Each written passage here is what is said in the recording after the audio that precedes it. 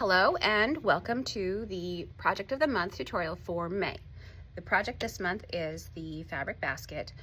We also could call it the fabric scrap bin, but you could use it, of course, for more than just a little scrap bin. Let's go ahead and dive in. This is a pretty fun and simple little project to make, and just a couple of the steps are, they're not fiddly. It's just to describe them is kind of tricky. So once you see how it's done, you can, again, just like last month's project, use the same techniques over and over again to make pretty much any size basket you want. First step is I'm trimming my outside fabric and my lining fabric down to size 13 by 13, I believe I said in the instructions. And make sure all your sides are just nice and straight and squared. And then I have muslin.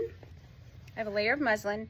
You don't need a heavy interfacing for this one, but an extra layer of something for stability is kind of nice. Now I'm going to take both my outside fabric and my lining fabric and trim in the corners. So all the corners, all four of the corners, and I'm going to take a ruler and measure in 4.5 inches and just cut a 4.5 inch square out of each corner. I'll show you when I'm done. Now I've measured in 4.5 inches with my ruler, and I'm just going to draw a line with this ballpoint pen.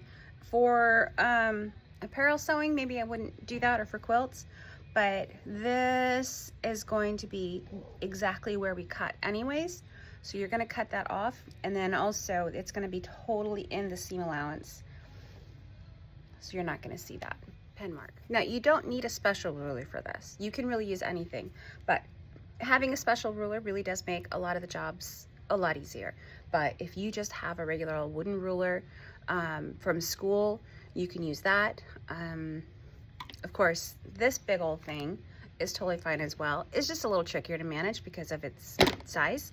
I'm going to be using this ruler, which is a 4.5 inch square ruler, so kind of makes it a no-brainer. My ruler is just placed in the corner, and again, I'm going to just draw with my ballpoint pen my 4.5 inch square that I'm going to cut out of each corner. And I'm leaving my lining fabric and this splash fabric together, so it just makes a little bit less work. Okay, actually, I'm going to use my scissors for that.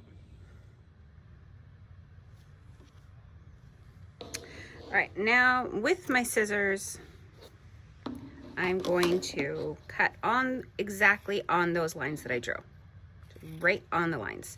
You can use a rotary cutter here if you want to. I don't like to use a rotary cutter for this because I have a hard time getting just exactly right in that corner without going over or kind of shorting it a little bit. It's just easier for me to do this step with scissors. And I'm going to cut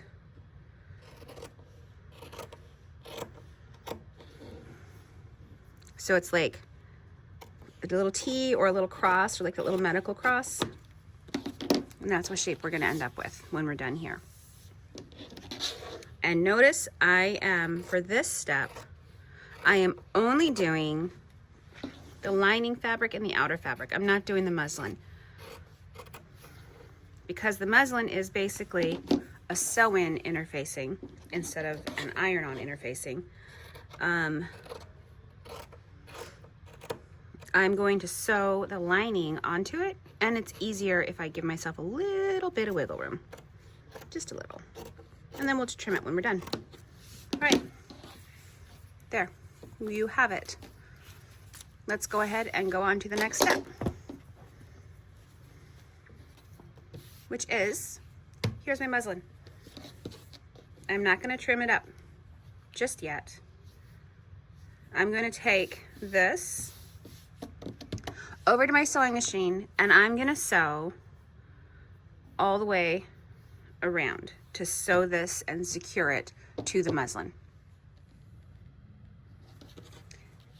you can also too, if you want to, do a couple stitches down the center, and that'll keep it in place while you're sewing the perimeter.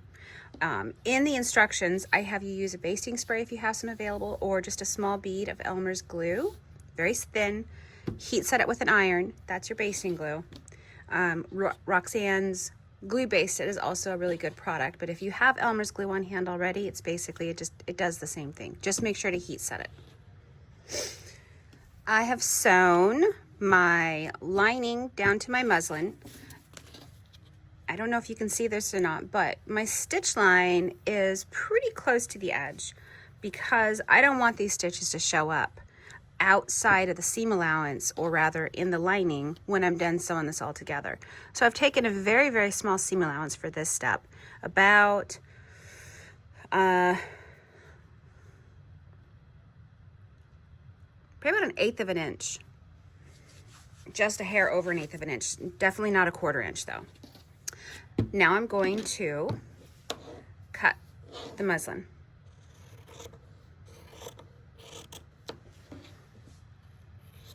Again, you could use a rotary cutter if you want to, but I find it easier for me to use scissors.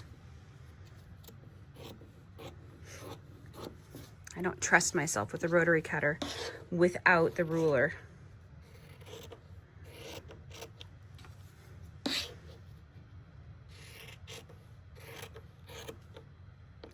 There we go. Okay, now the next part is ridiculously easy. Believe it or not, we're kind of almost done. All right, we're going to take the splash fabrics, the outside fabric part, and I'm going to take this side to this side.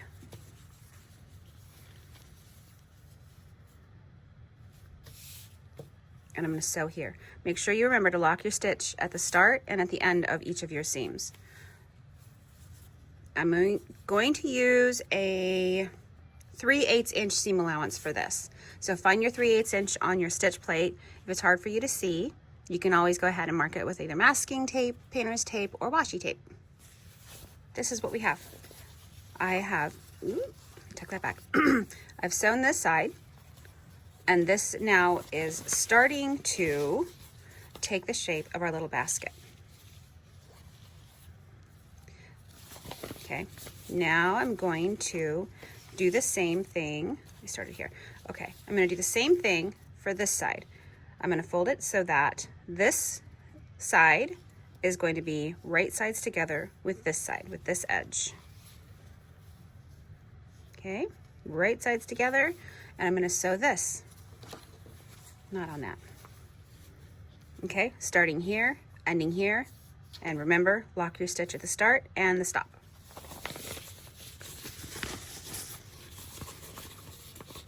Now we can see that it is starting to take shape.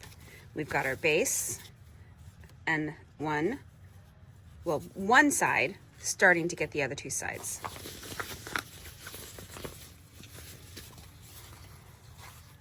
All right. We do the same thing again. We're just going to kind of basically do this over and over. All right, fold.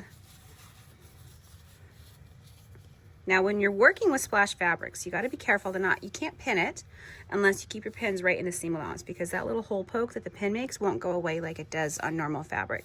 So I'm just holding it steady. It's okay to do that because this is a pretty short seam. If it was a longer seam, again, you would just pin in the seam allowance or use Wonder Clips to keep it secure. 3 sides done. And you see now it really is kind of starting to make sense, right? So there's going to be basically the shape. Last side for the outside. So fold that.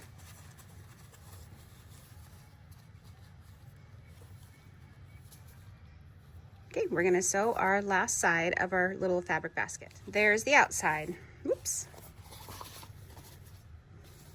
And see, it kind of keeps its shape, right? Because you've sewn up those sides, but I want to have a little bit more stability. See how cute that is? So there's our base. All right, we're just gonna go ahead and take this and set this aside. And we're gonna do the same exact thing for the lining. Starting with this side, fold it down. Now this we can pin if we wanted to. I'm gonna sew this here, making sure, again, lock my stitch, and we're gonna do the same thing on the first 3 sides. The last side, we're going to leave an opening because that's where we're gonna turn it. I have gone ahead and done all 3 of the sides for the lining so we can get to the last one, and this is what I'm talking about. All right, I'm gonna start here, and I'm gonna go up about 1.5 inches, cut my thread, and then leave about 1.5 inches opening, and then sew the rest of the way here, leaving this open about 1.5 inches. It's a pretty small opening. You probably will pop a couple stitches as you're turning it right side out, but that's okay because we're just gonna sew that back up when we're done anyways. All right, my opening's a little bit more like 2 inches, but that's okay. Doesn't matter. So there we have it. We have the lining. I've got a little opening there. That's where we're gonna be turning it. Okay, now we take the outside, right sides together. So we want to have the lining looking like this, right? So your muslin's on the outside here, lining. We're going to take the outside of our basket and pop it in there into the lining. You're going to match up all your little seams. And here is where you do want to secure it somehow. Again, if you don't have Wonder Clips, you can go ahead and use a straight pin in the seam allowance.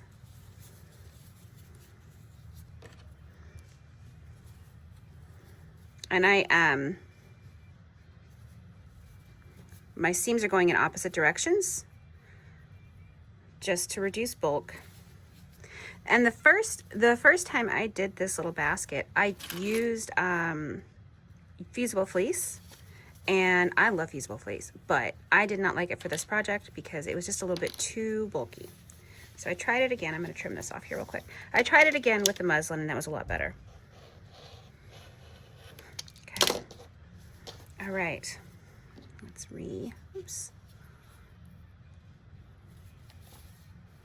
re-clip that.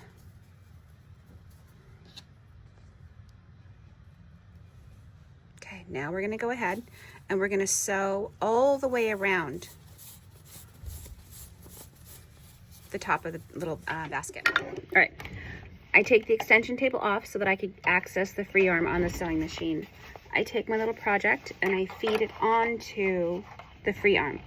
Those feed dogs are gonna pull this so that it just kind of goes around and around. And I tell the kids in my classes, pretend that this is a hamster wheel. This is your hamster, except your hamster likes to run upside down on the hamster wheel. I'm gonna go and sew all the way around the top. I'm lining up the edge of my presser foot with the edge of my fabric. I can see where I've gotten a little bit uneven in my splash fabric, so I'm just making sure that I'm lining up. Hold on, let me show you. See, I'm lining up with the shorter fabric. I could go back and retrim it, but I'm afraid what I'm gonna do is basically keep trimming and trimming and trimming and trimming until I have nothing left. So I'm just going to trim when I'm done, line up the edge of my presser foot with the edge of my lining fabric, and go all the way around. So you see how I'm just letting the feed dogs pull this along and it's going around. I'm just kind of helping to make sure that nothing is stuck underneath so that it's not fighting against the machine.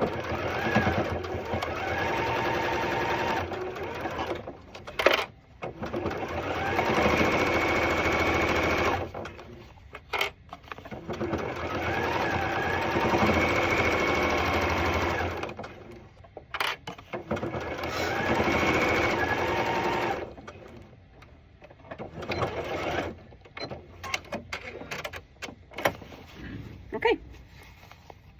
Now we're going to turn it right side out. I always lose the opening. There it is. And we're almost done. I mean, that is just the quickest little project. All right, opening is there.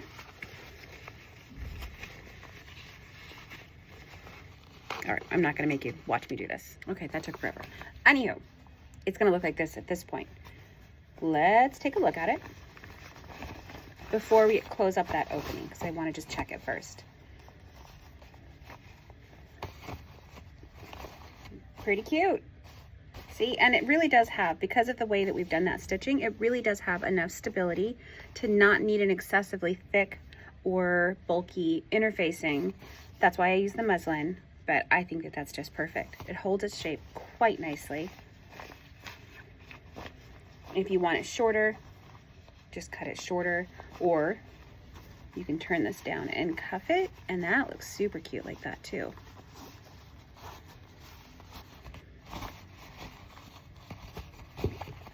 There we go. Now, pull this back out after you're done fiddling with it. And you can either hand sew or machine stitch that opening. See, again, what did I tell you? I always lose the opening. All right. I'm just gonna machine sew it. Now, trim up your thread. Pop it back in there. And you're good to go. There you go. Congratulations. You have done your May project of the month. How cute is that? I love it.